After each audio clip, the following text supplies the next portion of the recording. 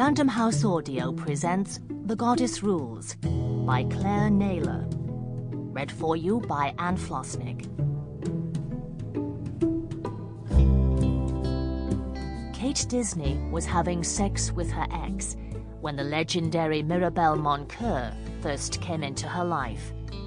Actually, she came into the wooden garden shed that Kate called home, just as Jake's naked bottom appeared over the top of the sheets in anticipation of his last few enthusiastic thrusts. It was the moment that Kate had been waiting for, since she and Jake had broken up a month ago. Since that Sunday night, she'd existed in a fathomless abyss of pain, memories of Jake, and tears. Until about an hour ago, when Jake, in answer to her prayers and a good deal of amateur witchcraft, had shown up on her doorstep on his way home from a night out. "Hello, Angel. I've missed you." It was 3 in the afternoon, and he smelled of whiskey and cigarette smoke. His shirt was half unbuttoned, and his jacket was torn. "Jake!" Kate had been cleaning her paintbrushes when she'd heard the tap on the shed door. She'd wiped her hands down her old T-shirt and unbolted it. Jake was the first and last person she expected to see standing there. "It was my birthday yesterday," he told her, and propped himself up in the doorframe, "and the only present I really wanted was you." "Jake, you're drunk," Kate said, though she knew he wasn't. "You've got paint in your hair." He leaned forward to touch her bangs. Kate shrank back, but knew that she'd already lost the battle. She knew that she was going to let Jake in. "You look terrible," she lied. "Don't I even get a birthday kiss?" "You're lucky I haven't punched you." "I love you." Jake looked at Kate, and she felt her will dissolve.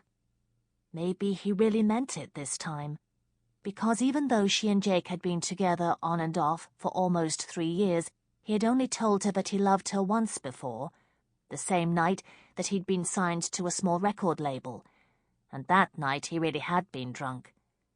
"We're only going to talk," she said, and stood back to let him through the door. "I know." Jake pretended to believe her. "I'll make some tea." Kate turned her back on him, and with shaking hands filled the kettle in the large butler's sink in the corner. This wasn't how she'd imagined it would happen, Jake coming back to her. And she had imagined it, night and day, waking and sleeping.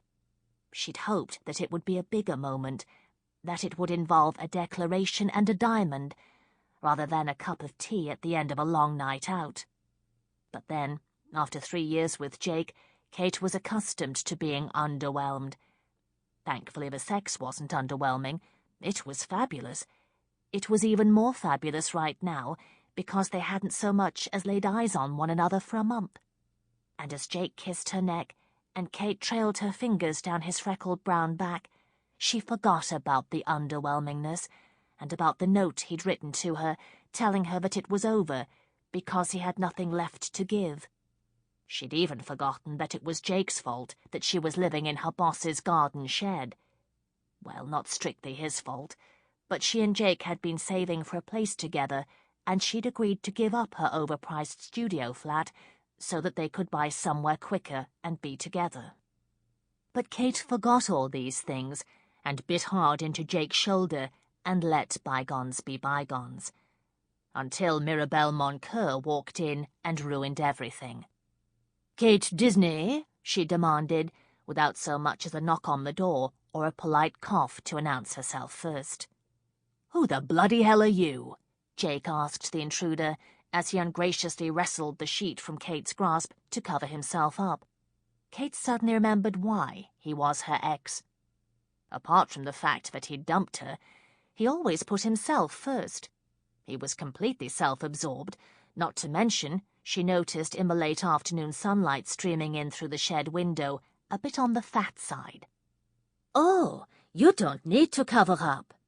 At the foot of Kate's bed stood a strikingly attractive woman, possibly in her late 50s, with dishevelled blonde hair, the sort of cheekbones that hold a beauty together no matter how far south her face gravitates, and deep green eyes that at this moment in time were locked on Jake's crotch.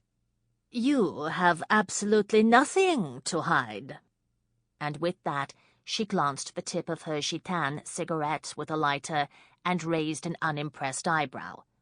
Jake turned beet red and looked uncomfortable. "Yes, who the bloody hell are you?" Kate demanded, as she reached for an old nightdress that was lying on the floor to cover herself with and clambered from her bed. "I'm Mirabelle Moncoeur," the woman said, in a French accent as thick as nightclub smoke, as she looked around the shed. "Do you actually live here?" "I'm sorry, do I know you?" Kate demanded crossly, knowing full well that she didn't, though there was something familiar about Mirabelle Moncoeur. "I want you to come and work for me," the woman said, and watched unabashed while Jake stumbled into his boxer shorts one leg at a time. "I want you to paint Bébé for me. He is very beautiful, so I suppose it'll be easy to do, even for someone like you." "Who the hell is Bébé?" Jake asked. "Bébé is my pussy. He arrives tomorrow morning from Mozambique, and you can begin work in the afternoon," Mirabelle Moncoeur filled in. "Right. Well, I'm sure we can discuss whether I'm prepared to paint your pussy. But for now, would you mind leaving me and my friend alone?" Kate said. "I'll come back later, if you prefer," Mirabelle Moncoeur said, as she dropped a glowing cigarette butt on top of a yellow canister of fertilizer with a skull and crossbones on the lid. "There's nothing worth hanging around here for." She looked at Jake with a sneer and walked out the door, without closing it behind her, leaving Kate to pick up the burning gitane or risk being blown up. "Who on earth was she?" Kate asked, as she went to the window and watched the woman disappear down the garden path. "Mirabelle Moncoeur? Rings a bell," Jake said. "Now, sweetheart, cute as you look in that little nightie, I prefer you without it."